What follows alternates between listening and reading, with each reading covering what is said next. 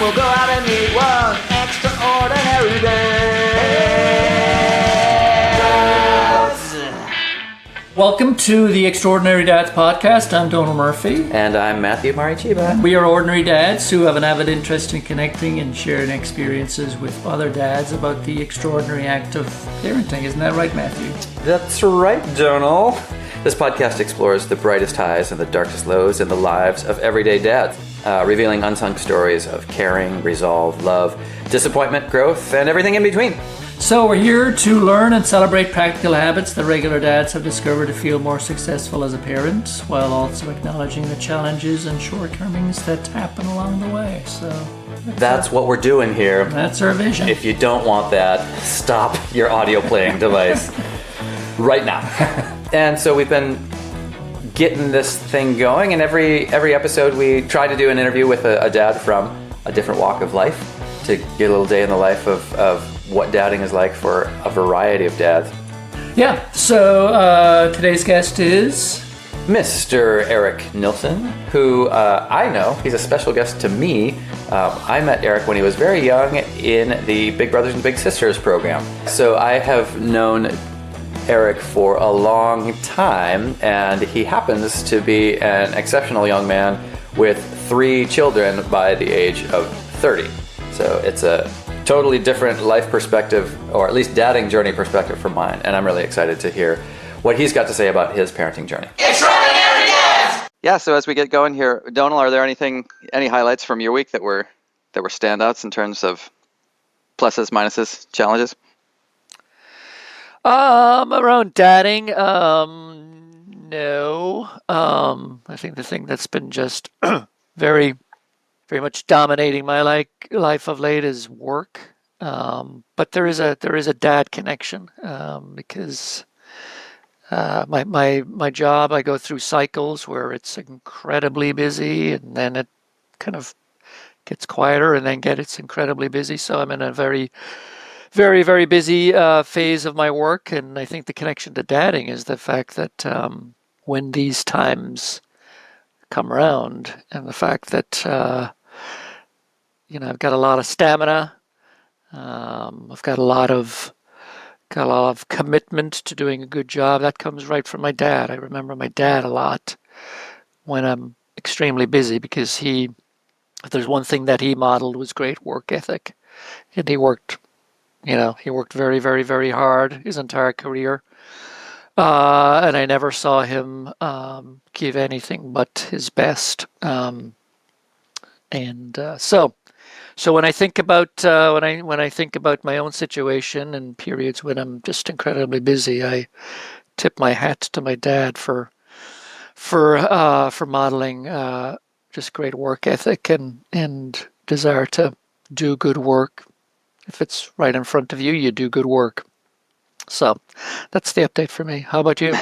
Yeah, I also haven't got any major highlights. We got a puppy, so the puppy You're daddy in dadding me. You're doing dadding of another kind. Exactly. Cross species dadding. So we just finally got the vaccine, the final vaccines for Momo this week, and so we're taking him out into the world, and yeah. Anyway, it's very sweet, and he feels a little bit like a little baby. He's like, I don't want to go across the fence line to the to the big, broader, open world.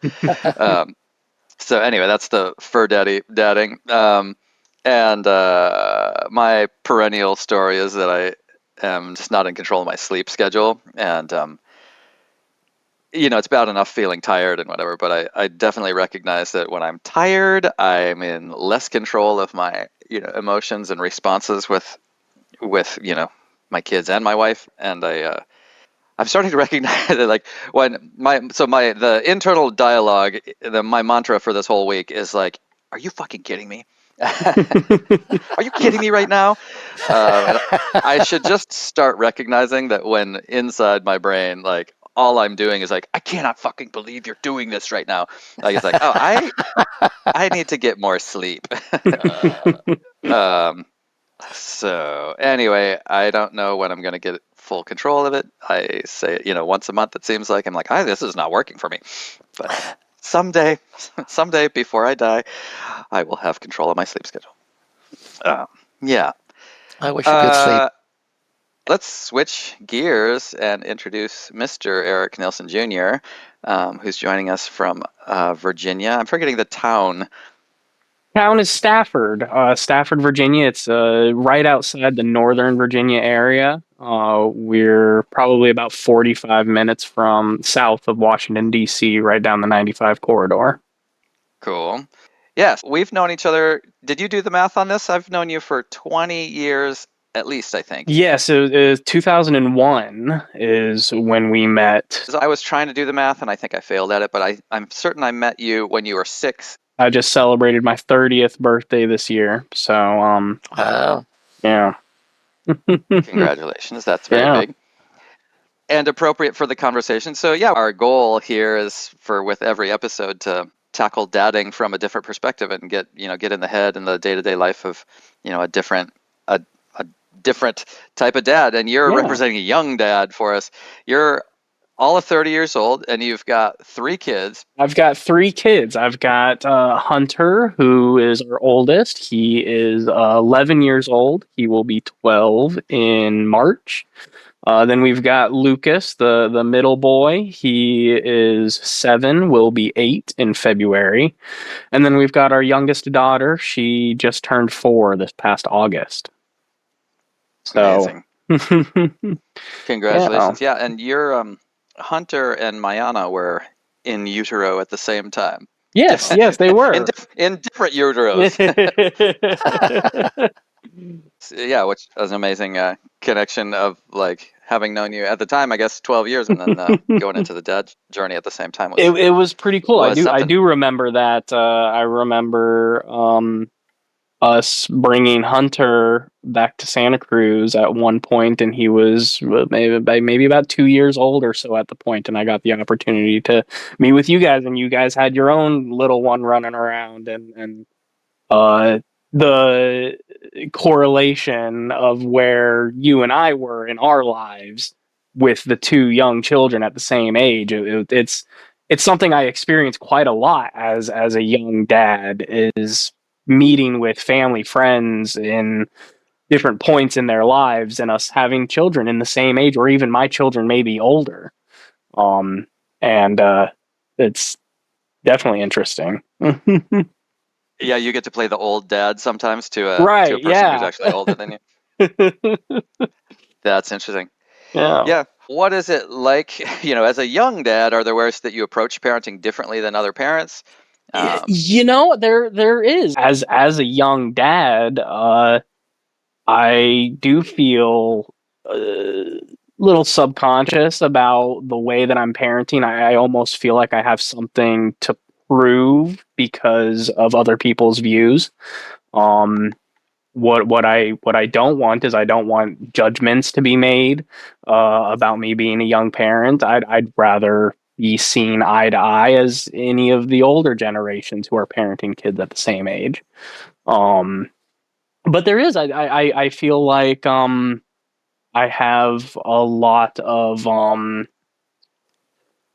I try to go along with sort of the gentle parenting that's thrown around in my demographic a lot. But I realize that that doesn't work with a lot of the preconceived notions that people associate the gentle parenting with.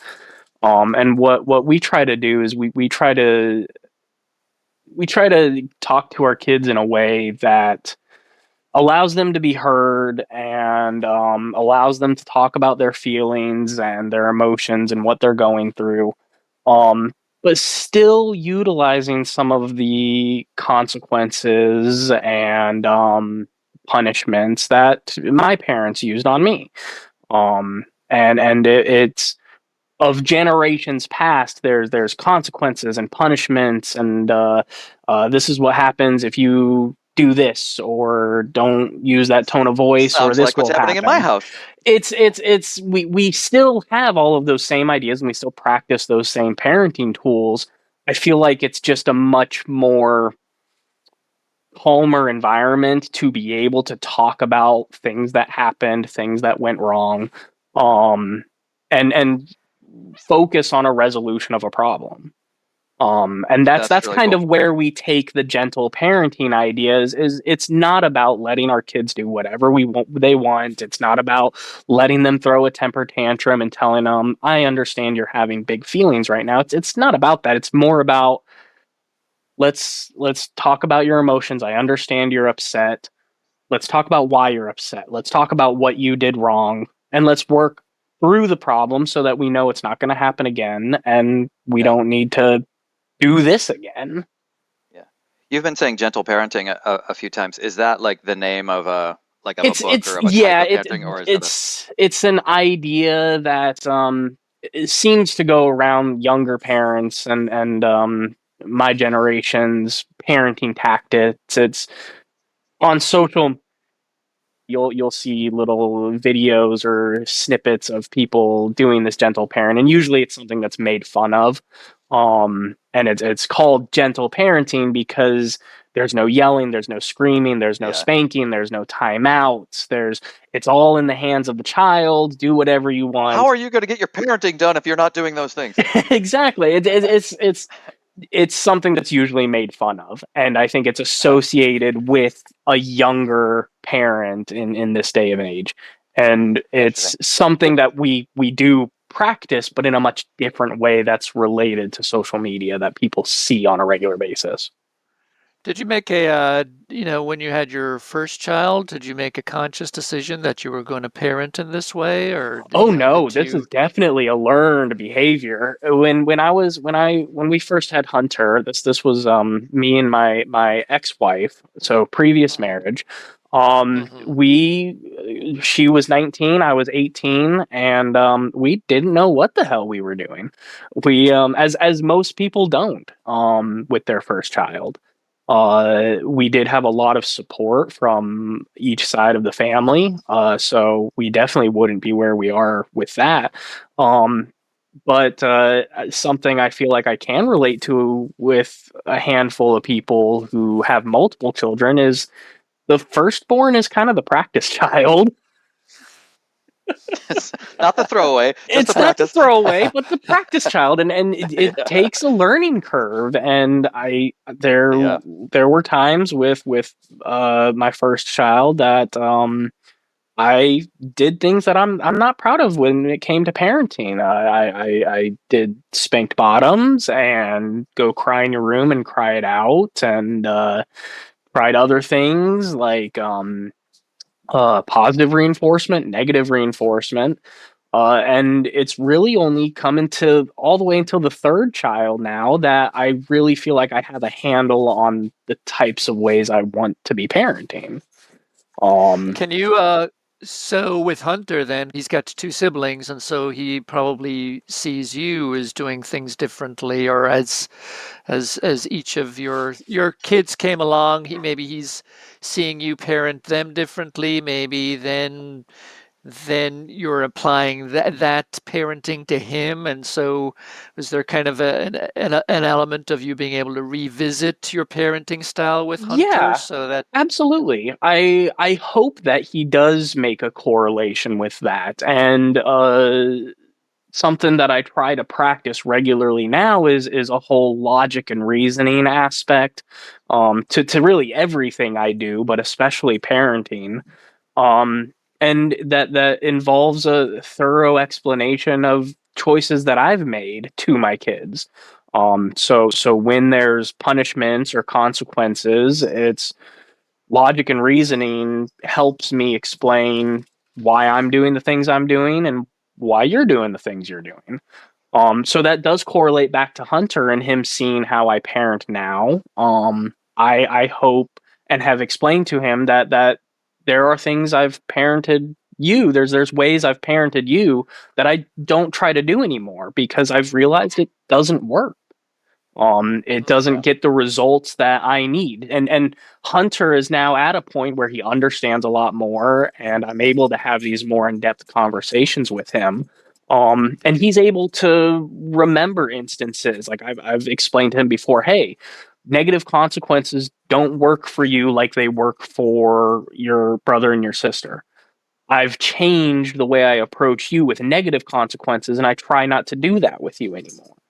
And it's really a learning curve and growing with him to understand what he needs compared to the brother and sister, and how he can associate the way I'm parenting him. It's so wild when there's an age gap. Of course, what's going to be appropriate for him is not appropriate for Right, his yeah. sister, who's much younger. It's a tricky one in our household. Given we've only got two, and there's a 4-year age gap. But Yeah. As the upper is entering the teen years, it's just hard drawing two different stories. And Right. like, good on you for like admitting past mistakes to your kids. Yeah. That one's hard. But also like totally natural. I don't know why it's so. I don't know. I feel like, especially from the kids' perspective, there's some mystique that like your parents know everything and Well, they're just yeah. gonna know how to do it. But I'm like, I don't know what the hell I'm doing. I'm making mistakes over here. And that's something that I think my wife Brianna, we've been together for 6 years now. That's something that she had some things like when she came into the step parent role, she had some preconceived notions of how she thought she wanted to parent.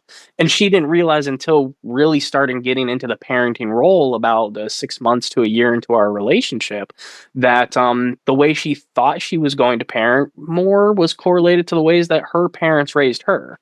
And she realized that doesn't always work. I may have some past trauma associated with the way I was parented, and I don't want to do the same thing my parents did. So she learned along with me the importance of kind of changing the way we typically think about it. It's not all Hallmark movies and TV shows. Parenting that way doesn't always work, and that's a lot of people jump into their first child with this idea of I'm going to do this and this is how we're going to do things. That doesn't work usually. Yeah. What's the quote? If you wanna make God laugh, show him your big plans or whatever. Yeah, you have all these notions, and then that promptly goes out the window. Um, are there perceptions? You mentioned it right at the head that you feel self-conscious a little bit sometimes of not wanting people to judge you as a young parent. But yeah, what Yeah. are the perceptions that you think people have that you wish you could either Yeah, address or change? usually it has to do with assuming my life experience or assuming maybe that I didn't live long enough as a adult to be able to handle having children, or I might not know what I'm talking about because I don't have that experience. Um, I try to live my life in a way of not regretting anything. And it's put me to the place where I am today, which I'm very proud of. I would hate for someone to see me at a school event or something with children that are much older and assume that the children are misbehaved or they aren't learning what they need to learn or they might not have respect or something like that. I would hate for people to judge me and my kids because I'm a young parent. And that's something I'm very proud of the kids that I have. And I do think that they're well-rounded individuals who are successful in their own ways and respectful, and I'm very proud of that. So I would hate for someone to assume that just based on my age. But you've earned your stripes now because Hunter, as you said, is 11 going on 12. So you've been you've been parenting longer than I have, and The great leveler. so you again, I'm not invalidating your self consciousness about it being a younger dad, but I think you certainly earned your stripes, and that's 12 years. I feel like the only time that this self consciousness comes into play is when I do walk into these school events, and especially for Hunter being 12 years old, a lot of the parents at these back to school nights or conferences or plays or whatever, a lot of these parents are 10 to 15 years or more older than I am. Right. So it almost and my stepmom, she's only 16 years older than I am. And it makes me feel like, gosh, some of these people are my parents' age. Mhm. And that's when the self-consciousness kind of like it plays with my head a little bit. I won't say that it's not there from the older parent. So I'm the older parent in that scenario. Um, I don't think that I want to believe this is true for myself, but I don't think I'm actively judging younger parents when I see them. But I do recognize it. There's I feel like we're all rightfully, or at least naturally, kind of sizing up Sure. each other's life Yeah. experience and like, who am I going to connect with here? And when I listen to this person say this, what do I take Right. that as the words of an elder or the words of someone who's trying to work it out? But yeah, Sure. anyway, I noticed the dynamic on the schoolyard. Um, and I would also say that for me, at least, it is sort of a great leveler of like, I don't assume, I'm I'm not trying to say this to just get on your good side, but I'm trying not to assume, or I don't think I assume like anything about what they're going through or how their parenting style is. But anyway, the thing I guess I was trying to say is like I do notice they're like, oh, this person is much younger than me. Like we've got two kids who are the same age, and they're Right. and we can approach that. We see eye to eye on that level, but there is a weird distinction of like maybe I don't see eye to eye Right. with It's this it's person in terms of it's their that skateboarding or self whatever. it's that self-awareness, that self-consciousness that you go through, that, oh wow, that person is much younger than I am. Basically the same thing that I go through. Is his parents are a lot older than I am. I hope there's no judgment made or anything like that. Yeah. Hey, can you give me a one day in the life of an 18-year-old version of you that's about to have your first child before you knew any of the realities of it? Like, are you like, holy shit, what the hell is happening here? Or were you feeling like right now you're sounding very confident, like I got Sure. this, and Sure. you clearly do. At the time, I would have been, I was scared at almost 40. I can't imagine what's going through, an 18-year-old's head. How are So you a in that moment? lot of it was just kind of trying to get my life together. And I think that's where I maybe could have used a little bit more preparation. I could have I At could this point, have you're out of high school. Your first year out of yes. high school, is that right? So I graduated high school the month after we found out we were pregnant. Wow. So I had about 3 weeks of full blown consequence free freedom. And how delicious it And was. how delicious it was. Um, so when we found out that she was pregnant, it was kind of a mad rush to get. I need to get a job. I need to have a car. I need to have a place to live. Which were all things that I didn't really have on my own. Um, and I was very fortunate to have some help from my grandmother financially, who had set up trust funds to allow me to go to college, and kind of explore the dreams that I had. Um, so initially, what I thought I wanted to do was move out of state. That was my plan right out of high school, was to move out of state and go to a tech college. Um, Away from my parents and my partner's parents. And we realized very quickly that that wouldn't work the way we wanted it to with a child on the way. So we had to change the whole plan. So we rented the downstairs apartment from my parents in my parents' house. I got a job, and got a car, and I was working 11-hour days, 4 days a week. And then I was also trying to go to school because I still had my own dreams and ambitions.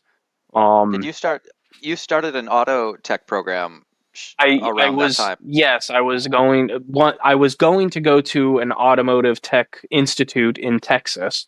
But once those plans changed, once we found out we were pregnant and realized we would need the support of our families, we stayed in Virginia and I went to the local community college for automotive classes.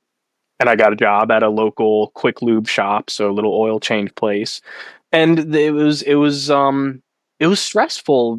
I was gone 7 days a week while my ex-wife was pregnant, and it was stressful, but it was also something I knew that I wanted. So like you say, even at 40, you were freaking out. I wasn't freaking out because I was gonna have a child. I was more freaking out because I knew I needed to step up or do the things that I needed to do to be able to provide for the child. So that's where all my fears came in. It was all personal fears. Yeah. And I mean, I imagine your ex-wife, who was not your wife at the time, right? So your So boyfriend, she, girlfriend, yeah, just so out of it high school. was Is she freaking boyfriend out? girl. Is She was having a hard time. It was but I think she knew that it's what I wanted. And I had a lot of confidence in knowing what I wanted with having a child. I knew I'm gonna make it work. I'm gonna do this. I'm gonna do that. I'm going to I think she felt better with my level of confidence and the level of support that we had from each other's families also. Um, I come from a long line of people in my family who had kids young, so um, my mom had me when she was 18, and I kind of knew for a long time as a teenager that that's kind of where my idea was with having a kid is I want to have a kid young because what I didn't want is I didn't want to be too old to enjoy the things that I still wanted to enjoy. When my kids were grown, I knew I wanted to have kids and I wanted to have them early so that when I get to my 50s, I still have a lot of life to live with my kids grown and out of the house. Yeah, that's a different situation from Matthew and I, which are we're older dads, having had kids older. So I'm in my mid 50s. So, and I'm raising a 10-year-old. So when you're in your mid 50s, Eric, your kids will be out of the house, They will be, yeah. that's and My right? and I will Kicking in the be Bahamas. So what was I was 25, 26 when Autumn was born. So 18 years from 26 is what 48? That's not right. Something 44. 44. Thank you. So yeah, it's That's gonna be a good life. I'm excited to be able to be a middle-aged adult with kids off doing their own things, and still being able to get out and do a lot of stuff. And I'm not saying that you can't. I'm just worried about like, am I going to be sore and achy, or am I not going to have the energy to do things that I want to do? Oh, I think you can say with certainty that I will be achy and sore. I'm already achy and sore. It is extraordinary when I met you, your mom was younger than I was at the time. Right. But just to that whole, perceptions of younger parents at the time, I think I was close to 30, maybe 30, and I didn't know what the hell I was doing with my, I was working, I was, I'm sure I felt I had my life kind of in order, but I didn't really have a direction in life that much. But I met your mom, and we had this connection through Big Brothers Big Sisters, and anyway, she seemed with it. I was like, well, this is a grown up right here. Right. She's got this kid. She's taking care of business. So anyway, thank you so much for sharing. Some of the perspective of what it was like coming into your fathering journey from the perspective of an 18-year-old, because that certainly wasn't my journey, and not a lot of folks' journey, and I think it'll be just interesting and empathy building to see Yeah. inside your head. Also, it strikes me how much like responsibility and thoughtfulness was going through your head at the time. I don't know if this is part of your self-conscious thing, but I I think my perception of the judgment of younger folks is like they weren't planning this, they weren't ready for this, they're just, and therefore can't do this and don't know what the hell they're doing. And Right. everything you've said was basically you wanted this experience, and you were like girding yourself for the trials of parenthood. And Yeah. And that's Yeah, amazing. I agree with that completely. And it's not necessarily something that all young parents would plan. But I think it has to do with the level of motivation they have to succeed. If that's what they want, then they can make it happen.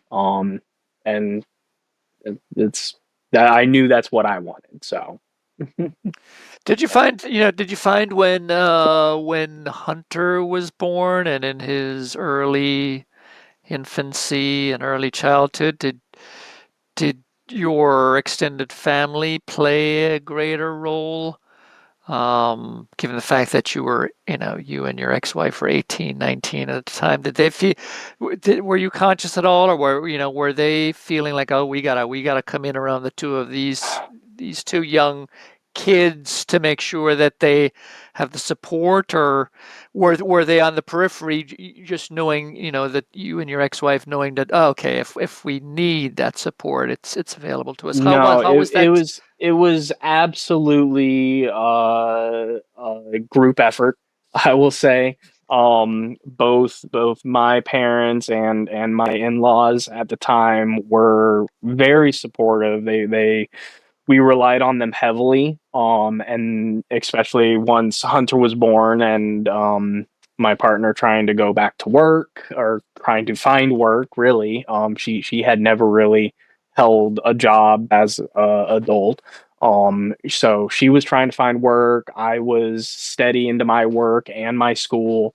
And like I said, I was gone 7 days a week. So we relied on them heavily for childcare and babysitting, and being able to allow us to find a rhythm in what we were doing, of knowing that we had people that could watch Hunter, um, while we That's were one of the doing great those things.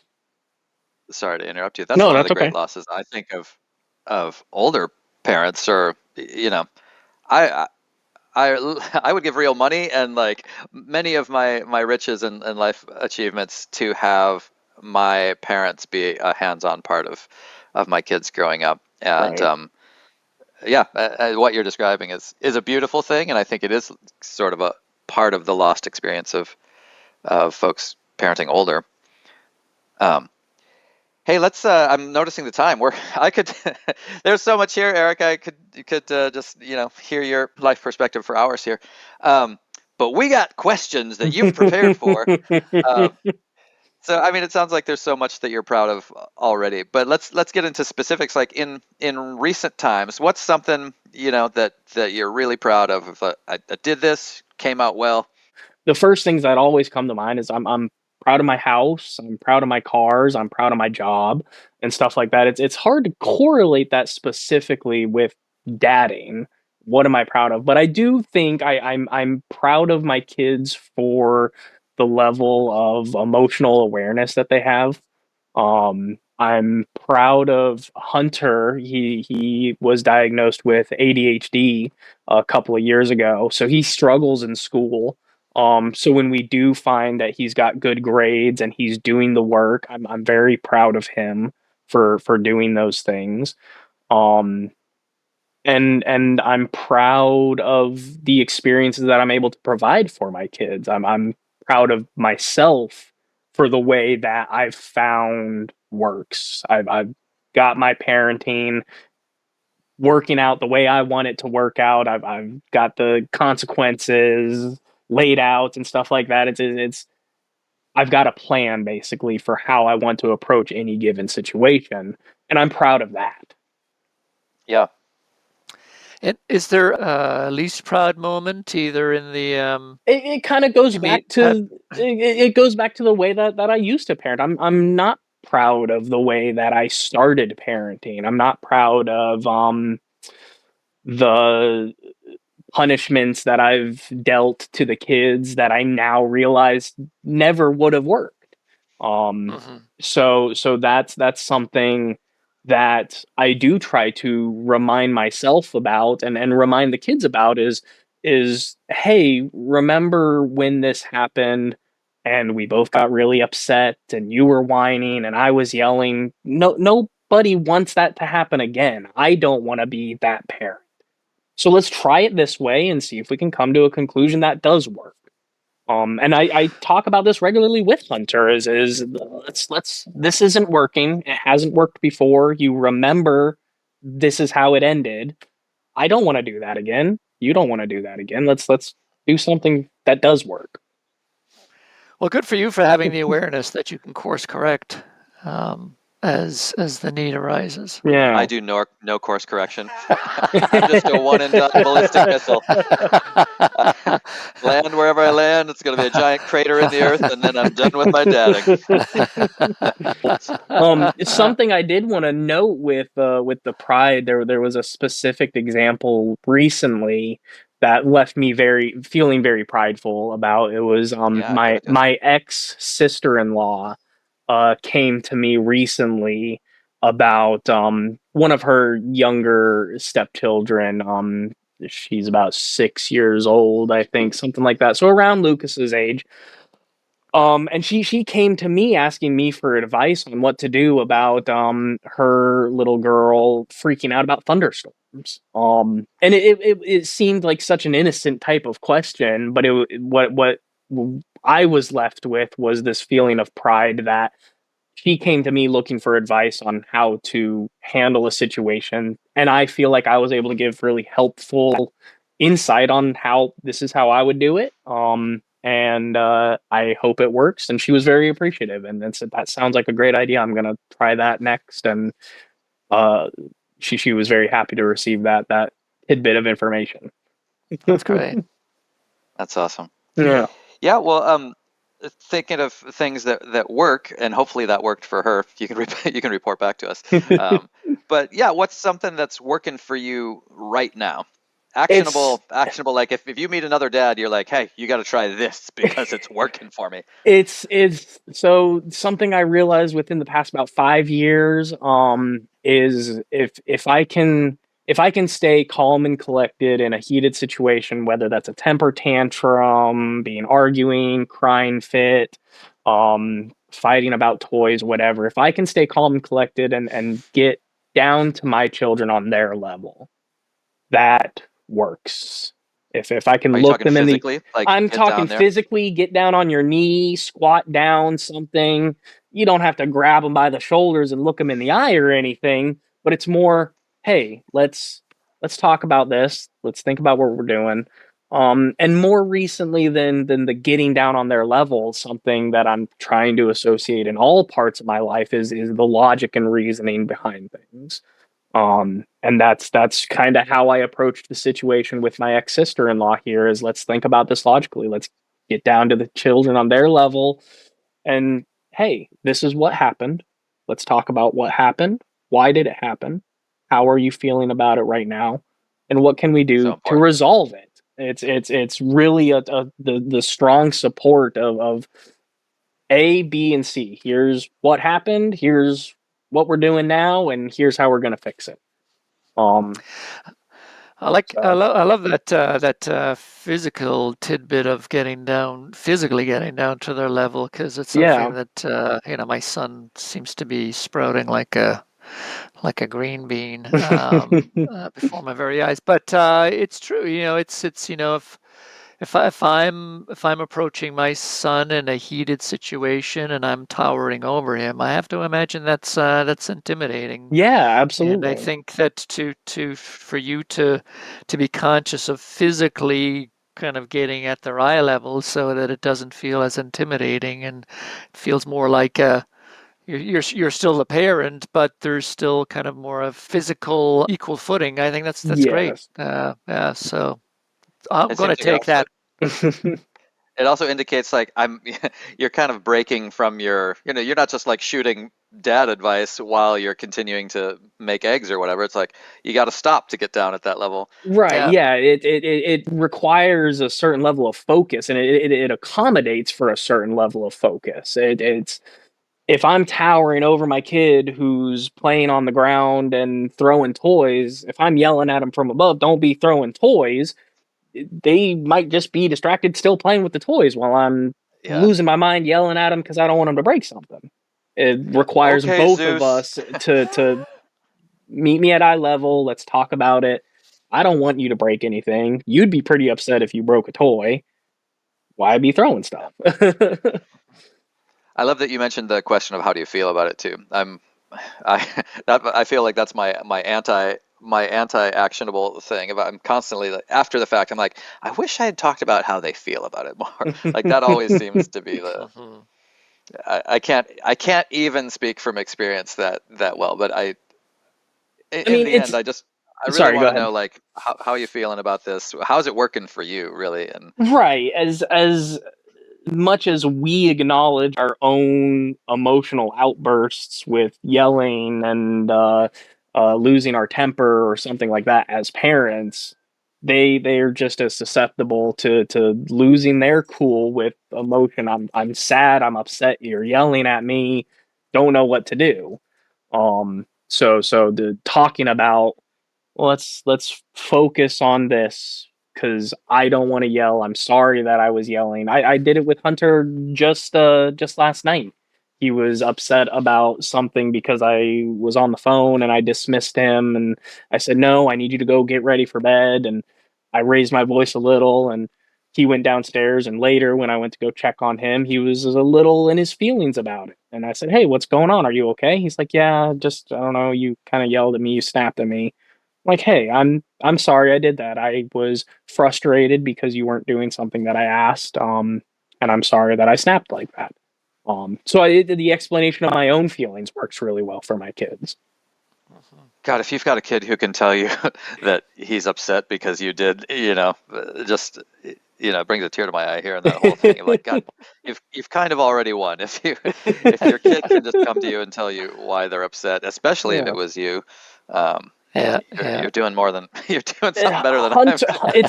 I attribute a lot of it to Hunter. Hunter is very emotionally aware of himself. He is a very emotional child, and he definitely lets his feelings control everything he does. So if I'm able to help and alleviate some of the emotional distress that Hunter does at his worst, then I know that Lucas and Autumn, I can use those, but it's never as severe with Lucas and Autumn. They are not as um emotionally tied like Hunter is. So if I can get through to Hunter, I know that it'll be easier with Lucas and Autumn. Well, I'm sure, yeah, but yeah, I'm sure. Well, I think I think you probably have to give yourself some credit too. If Hunter's an emotional child by nature, that's one thing. But it sounds like you have created an environment where he's allowed to express himself. And that's all I've So ever wanted to do. That's all I've ever tried to do is be able to. It's so many of us have emotional trauma, whether it's tied to relationships or the way their parents raised them or whatever. It's that is a tough thing to navigate. And if you're only 10 years old, I can't even imagine having emotional trauma tied to you. So mhm, if I can create that emotional well being in the household, then I know anything else is going to be just a little bit easier. mhm. Another way that Hunter's the practice child, an Yeah. interesting tie back to that of like, yeah, Yeah. you're getting your practice with him, and it seems like it's going to um, benefit the others as well. Hey, so like anti-practical, what are your challenges? Like, what's something happening for you right now that's really trying you? The hardest thing I think is got to be custody agreements with the ex-wife. And that's really hard to navigate in a way that Hunter and Lucas are going to be able to understand. Um, so that's just it doesn't really get any harder than that for me. Um, to You give an example of what their perspective is so and how you had to, it's explain it. when are we going back to mom's, or can I stay home from mom's because I don't want to? The boys, they're with me and my wife primarily for most of the time. They go to their moms every other weekend, and one day during the week for dinner. And their mom is not the most emotionally stable person. And there's a lot of hardships with them butting heads or fighting, whether it's with the kids or her with her significant other. And they've got a lot of stress and anxiety when it comes to doing things with their mom. So it's hard for me to have to go through the custody agreement and figure out where I can explain to them, look, we don't really have a choice with you going to your mom's, or it's not your mom's time, so I'm not going to make you go. This is the way we do things. This is our schedule, so we have to adhere to a certain schedule. And then when there are major blowups and fights between the kids and their mom, it's protecting them at the risk of going against the court order. So that's really that's if there's anything that's the most difficult, it's that. But that doesn't relate to everybody's situation. Not everybody has kids from a previous relationship that they have to share between two different households and stuff like that. Um, Most recently, I think the death of my father is probably the most recent, which just happened earlier this year. Yeah. Um, that was hard. That was another hard one that I had to deal with my kids. Um, Is that yeah? Give me an example of what was up for them, or how specific moments that you were having to deal with. so my father lived in Santa Cruz, and obviously we've been in here in Virginia for all of my kids' life. So they had a relationship with my dad, but it wasn't something where they would see him every holiday or weekends and stuff like that. So it was more of a kind of distant relative type relationship. But they did know him and they talked to him regularly. So it was obviously hard for me navigating my own feelings and emotions towards me losing my father, but also help guiding my children and understanding losing grandpa. And I being there for him for my kids was just as important as me being able to acknowledge how I felt about it. I attribute a lot of me being able to get through that to my partnership with my wife. And she was definitely able to jump in as that support person. Um, and even my mom was able to be there for my kids in a way that they needed. You're saying that the loss of your dad rocked your world, and you needed to I to step yeah, back from the kids. I needed to step back at points. And I'm very grateful for my mom and my wife to be able to uh take reins on helping with the kids and doing what they need to be done, and also just being there emotionally for the kids if I wasn't there for them in that moment because I'm dealing with my own stuff. This is a this is a nice segue into your relationship with your dad. And can you just describe the nature of that relationship? Yeah. Me and my dad, we had a fairly good relationship. My sibling and my dad did not have a very good relationship. But growing up, it was my mom and dad split when I was 5 years old. So I saw my dad every other weekend and one night a week for dinner. And a typical divorced parent, two households, two Christmases, two birthdays kind of thing. But I always had a very good relationship with my dad, and a lot of that I think attributes to my dad's maturity level. He was not a very mature adult. He loved playing with toys and went to the flea market for collectibles and stuff like that. And even just the way he spoke and his demeanor was fairly childish, like almost perpetually 12 years old kind of mentality. So that was great as a friend, but not as great for a father figure. Um, so I had a very fun, immature kind of buddy relationship with my dad that other people might not have with their father. Um, so it was a great relationship, kind of the relationship you would have with a good buddy or a friend. So and at that period of your life, were you conscious as a, I wasn't conscious of that, how my dad was. I wasn't as conscious until I was about 17 years old or so. 16, 17 is kind of when I started to realize my dad isn't really the most put together guy. He's or at a level where I kind of started to surpass his maturity level. Um where I would realize, oh wow, dad, that was kind of an inappropriate joke, or that wasn't the time for that, or let's get a little bit more serious here. It's That's when I started to surpass his maturity level, is when I really realized this is different than other people's parent child relationship. you were very impacted by his death, and Yes, I was. I realized real quickly the kinds of things that he did teach me. Mhm. In his death, I going through the types of things I wanted to say at his funeral. Um, you usually things that people ask or talk about is like life lessons and stuff like that.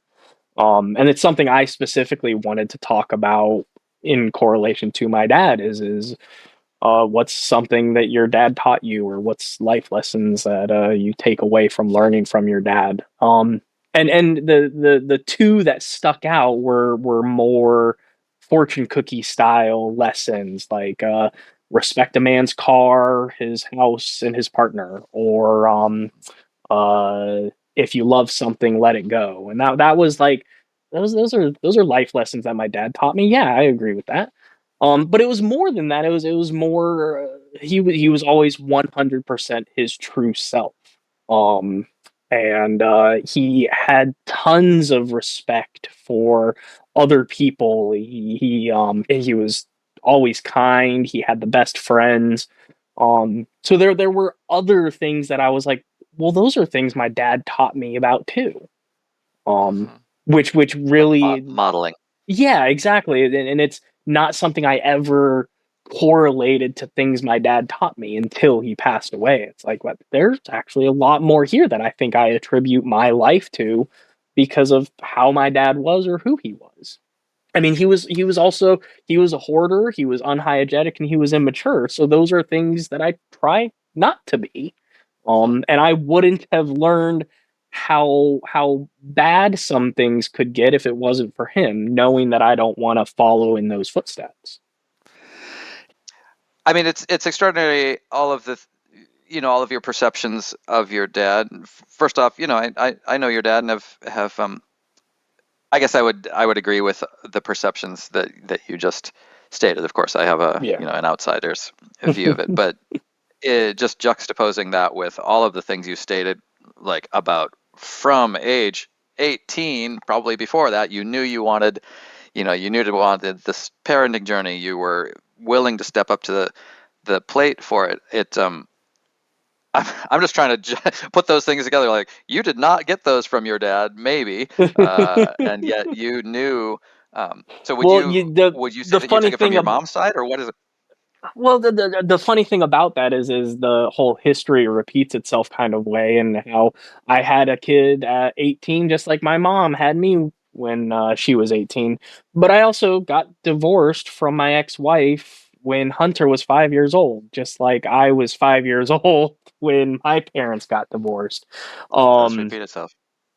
but I definitely attribute a lot of my parenting tactics day to day to my mom and my stepmom, growing up, and kind of the my mom and stepmom, they have kind of a bad cop good cop routine that they do when it comes to parenting. My mom was always the good cop, and my stepmom was the bad cop.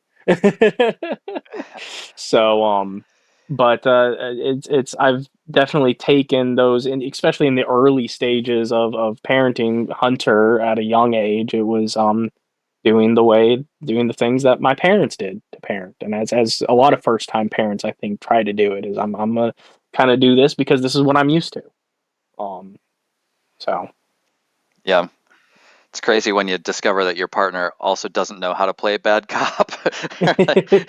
All of the roles that I'm expecting you to play right now, you're not being a very good actor. I'm gonna need you to be a little more convincing at bad cop. Donal, anything you want to round out with in terms of questions? Yeah, so it does sound like you've had a pretty unique upbringing, yeah. but are there any specific values, policies that you implement as a dad that was either instilled in you from your mom, your stepmom, your dad that's now showing up in your life as a dad? I think the primary one that I love thinking back to is specifically learning from my dad: respect a man's car, respect his partner, respect his house. And that's something I every time my kids shut the car door just a little too hard, I think back to that, and gosh, I'd wish you knew. So that's something I try to instill is respect other people's property and other people's loved ones and stuff like that. Consent is another one that I'm learning now, especially with Hunter being the age he is important to teach him as consent with. It starts young with other people. Don't go touching on other people's stuff or their belongings and their person. Don't invade other people's space. But as Hunter's forming into this preteen era, it's important to understand relationships with other people, and what consent is. I also, there's something probably unique to my parenting is understanding privilege and just how other people may not have it as good as we have it. We've got a lot of things that um we didn't necessarily need to work as hard as other people did for. And I want my kids to understand that they have a lot, but some people don't, and don't ever rub that in other people's faces. Be considerate of other people's situations, and stuff like that. Um, and then I hope that as much as I've preached about the logic and reasoning, I hope that my whole entire family can take something away from logic and reasoning, like I do. Well, it sounds like you're doing a great job. Yeah. Yeah. I also want to Yeah. respect that you did your homework before this. Was there anything that came up for you in your pondering on this that you wanted to say or wanted to throw in there about your dating journey that we haven't I, covered? man, my I don't know how many times I said logic and reasoning during the whole interview process, but that is what I am living by right now. um, I think the only other thing would be I have a tattoo here on my arm, and it's Of the a sigma? sum. It's the equational symbol for sum, like total or the sum of an equation, with an equal Right. sign. And what I take from that is it comes from a line in a movie: your future is the sum total of your past experiences. And then what that means to me is anything in your life that's ever happened, good or bad, if you are proud of the person you are today, then there's nothing you should regret about your past. And that's something that I've lived by for at least the past 15, 20 years, well before I was a parent. It's something that I felt was very important, and I'm very proud of the person I am today. So that there's nothing in the past I would ever change, because it's made me into that person I am. Well, it's great to be a place in your life where you're proud of who you are. So something we should all be aspiring to. Maybe someday I'll figure that out for myself. Well, Erik, this has been great. I hope we get a chance to circle back with you and have more conversations. Yeah. Thank you so much for taking time with us. Yeah, absolutely. Thank you guys Yeah. for inviting me. Extraordinary guest! All right, that was great. Yeah. How was that for you, Donald? It was what a great interview. I love to get Erik's perspectives on being a younger dad. And for a man of 30, I just felt that there was a lot of wisdom in that interview.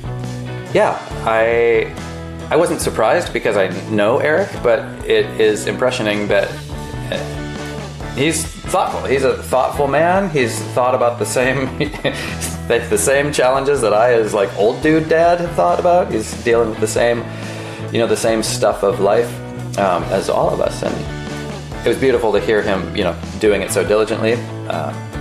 I didn't get a chance to say in the interview, but I want to say at every step of life with Erik, I've always just been impressed with.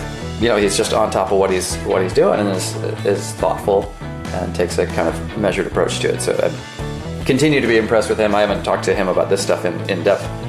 So yeah, it's not surprising that he was so coherent and cogent, but also delightful to hear.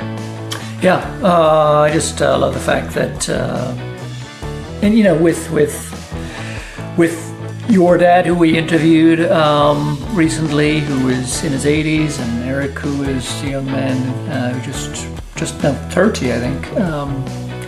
It's just that wonderful theme of dads who just want to model love and compassion and empathy and a sense of contributing to the world in meaningful ways. And so it's really gratifying and comforting for me to know that there's lots of dads out there that want to put their children out into the world as lots of different ways to do it. Yeah. So, good work. All right. Until next time, folks. Take care.